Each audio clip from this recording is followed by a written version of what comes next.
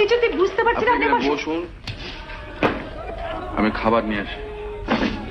ও, আমার কথাটা বুঝি আপনার কানেই গেল না?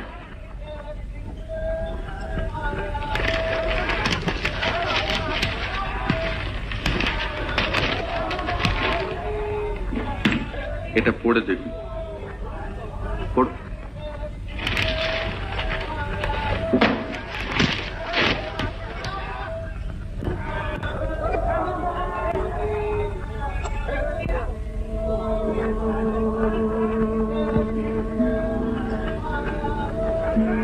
শাড়ি আর ব্লাউজের রংটা না হয় অন্য কারোর সঙ্গে মিলতে পারে, কিন্তু